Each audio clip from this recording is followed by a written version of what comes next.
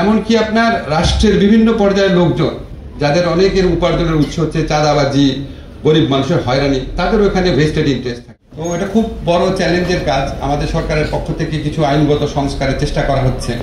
চট করে দেখলে মনে হবে যে অনেকে আমাদের প্রশ্ন করা আছে, হিউম্যান রাইটস কমিশনটাকে আবার নিয়োগ দিচ্ছেন না কেন, এস্টাবলিশ করছেন না কেন? অবশ্যই এটা করা দরকার, কিন্তু তার আগে আমি সবসময় একটা কথা বলি যে সবচেয়ে আগে ফিক্স করা দরকার হচ্ছে রাষ্ট্রের যে প্রধান তিনটা অঙ্গ আছে, সেটা নির্বাহী বিভাগ, আইন বিভাগ, বিচার বিভাগ।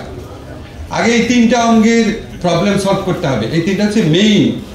এখানে যদি আপনি হাজার হাজার প্রবলেম রাখেন, তারপর আপনি তথ্য কমিশন করতে পারেন, হিউম্যান রাইটস কমিশন করতে পারেন, দাতা প্রতিষ্ঠানের বাহবা পেতে পারেন, অনেক সভা, সেমিনার, সিম্পোজিয়াম হতে পারে, কিন্তু আসলে কোনো লাভ হয় না। আসল জায়গাতে হাত দিতে হয় না।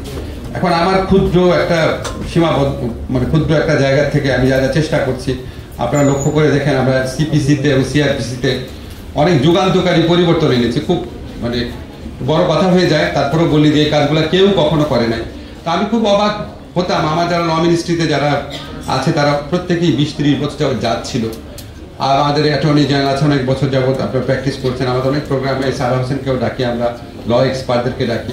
আমি খুব জানার চেষ্টা করেছি যে সোজা সোজা জিনিসগুলা, যেমন ধরেন সিপিসিতে সেখানে একজনের যে প্লেইন্ট আছে, রিটেন স্টেটমেন্ট আছে, লেখাই আছে, সেটা পড়ে পড়ে শোনায়, আর তার পক্ষের লোক বলে হ্যাঁ এটা তার লেখা। এটা করতে করতে নাকি 2 বছর চলে যায়, যেগুলি চেঞ্জ করে না এখানে।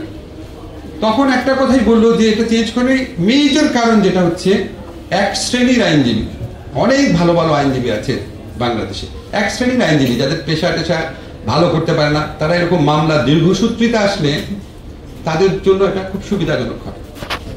এটা আমি প্রধান কারণ শুনেছি, ভুল হতে পারে, শুনেছি। এটা অনেককে জিজ্ঞেস করেছি।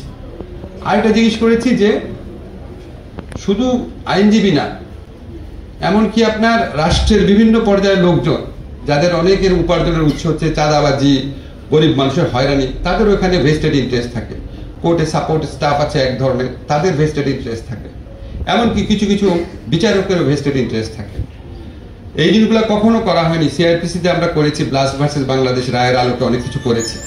এখন ধরেন আইন তো করে ফেললাম, ভালো ভালো আছে, তার মানে কি পুরা দেশটা বদলায় যাবে? এত সোজা না, এত সোজা না। একটা আমাদের দেশে ভালো ভালো আইনের অভাব নাই। আপনি দেখবেন আমাদের যে পরিবেশ আইন রয়েছে, অসাধারণ আইন রয়েছে, কোনো ইমপ্লিমেন্টেশন নাই। বলে আপনার বুড়িগঙ্গা নাকি ইকোলজিক্যালি ক্রিটিক্যাল এরিয়া, যে দেখবেন একটা ড্রেন বানা রাখছে, মানুষ বোধহয় একবার ডুব দিলে সাথে সাথে মরে যাবে এমন অবস্থা, এত জঘন্য অবস্থা করে